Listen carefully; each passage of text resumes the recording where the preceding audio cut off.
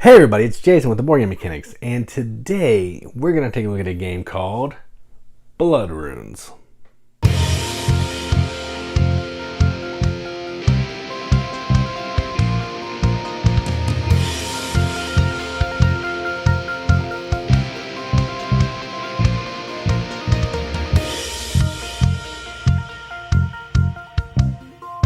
BloodRunes is a game designed by Zach Turner, plays 2 to 4 players in about 30 to 90 minutes, ages 10 plus, and that all seems accurate.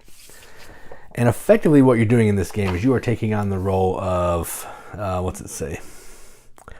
a caster, and you're casting runes, hence the name BloodRunes. But the way this works is you're trying to steal fortunes from the other players along as casting runes to earn your own fortune. You're trying to be the first player to earn 6 fortunes. Now, sounds easy enough, but people are not going to let that come easy. So that's why there's protection spells. There's hexes that can steal stuff from other people. So they no longer have protection, so you can now steal fortunes from them. Simple game to play, very interactive. So let's go on to the table. Check it out. Come on, play the game. Alright, so here's a game of BloodRunes, all set up for 2 players. To set up, we're going to give each player a player board, either with the basic or advanced side. We're playing basic. 3 Acolytes. 6 runes, a spell card face up. They should go under, just for the sake of it, I'm putting it onto the side. And put this board out in the center with 1 rune flipped up. You do the rune river here with 3 face up. Whoa. Spell river over there with 3 face up. The blood fortunes over here, extra acolytes, and a 2-player game where I'm going to have 2 extras. And then we're ready to go. Each player can also get one of these cards that shows you the breakdown of the runes and what you can do on your turn and what all the spell cards do. All right. So let's start. So on your turn, you get to take actions based on how many acolytes you have. So at the beginning, we get to take 3 actions. The actions are pretty simple. They are cast a rune, so I can take a rune from my hand and cast it anywhere that I want here.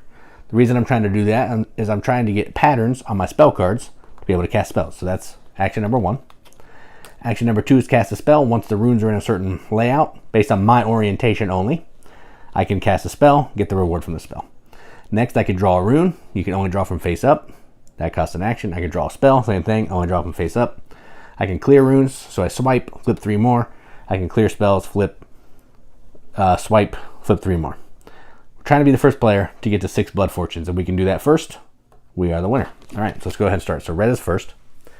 They are going to try to get, they have a blood fortune spell, which is awesome.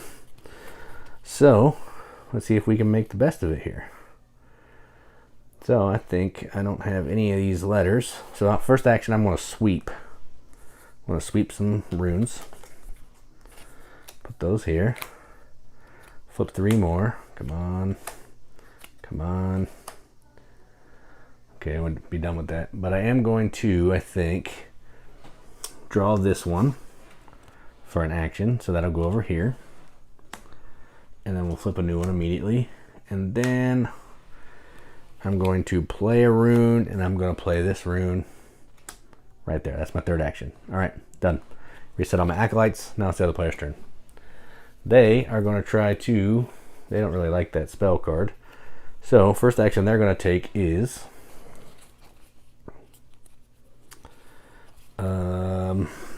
they're going to take this one as well. Flip. And now they need to get another wealth out there. So they're going to take an action and they're going to sweep. 1, 2, 3. For the next action, they're going to take this wild rune. And they are done. All right, that was 3 actions. Ooh, that's good. All right, back to the other player. They are going to see what we can do here. What do I need? Double F. So for the first action, they're going to, it's wealth. They're going to take this. For the second action, they're going to play that. And for the third action, they're going to cast this spell, which will give them an extra acolyte to use immediately. So now they have another action. And they are going to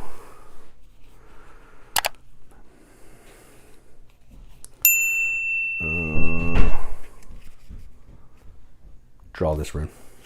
All right, done. So they have 4 actions, the other player has 3. Back to this player. All right, they are going to cast this initially. So that is going to give them an extra Acolyte because they have that same pattern.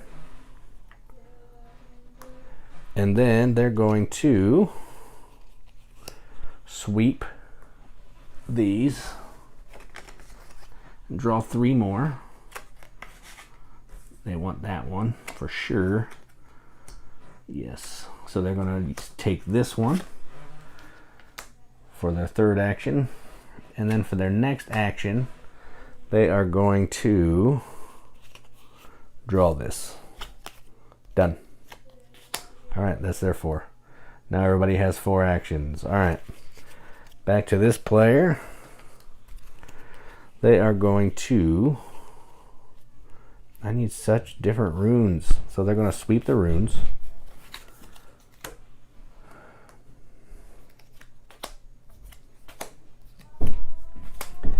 And they'll need those. They're going to sweep again. 1, 2, 3. Ooh, they're going to take that one. So that gives them that one. Then they will play this one down. And that's their 4th action. Done. All right, back to this player. They now are set up pretty well, I think. So let's see. They are going to play 1. That will play this one. They'll play another one, which will let them cast this. They need the wealth and the cattle, I think. But they have 2 wilds instead, so they'll get rid of that. They get a blood fortune. Then they're going to take this one. They're going to cast this one as well, because those are out there again, so they're going to get another blood fortune. And that is their 4 actions. All right, and that's basically how the game's going to keep going until somebody has 6 of the blood fortunes. Now, there are different kinds of spells. There are wards, which you can put here, and they'll be protected from people trying to attack you. There are attack cards, which are red, that are going to let you attack whoever the sword is pointing to steal either acolytes or bloodstones. There are the green cards, which are building cards, which will give you acolytes or blood fortunes. And there are yellow cards, which you can play on people to have them discard a hex if it was on their board. So I could play this on the red player. They'd have to get rid of that. Now they can start being attacked again, which is pretty cool. And that's the basics. In a multiplayer game, some of these attack cards can attack everybody, but in a 2-player game, just go back and forth. And yeah, that's it. That's everything. And that is how you play BloodRunes. Let's go up the top. See what you think about it. What do you think, son? What do you think? All right, well, that was BloodRunes. So I'm not going to show you the components. It's a prototype. Everything you saw here is, it looks pretty close to what you're going to be seeing in the final thing, but whenever it hits Kickstarter, you can see more of the information on there. I will put a link in the video description of when the Kickstarter is live and a link to the page and all that kind of stuff, so you'll have that information. This game is fun. I've only played it at 2 players, so some of the cards, you know, it's just a back and forth, take that kind of thing. But I can see with more players, you know, you can start attacking anybody you want to try to take their fortunes, steal their protections, you know, make the runes out on the board a lot more chaotic because more people are going to be playing them down. They'll be shifting in the little available river a lot more. And I think at a higher player count, it's going to get crazy, but it'll be a ton of fun. I enjoyed this game. Not a game that I would normally play, but I like the idea of casting runes. I think the theme is fun, and it's pretty quick. So, yeah, I dig it. So that is BloodRunes from Zach Turner. I'm Jason with the Boardgame Mechanics, and as always, keep gaming.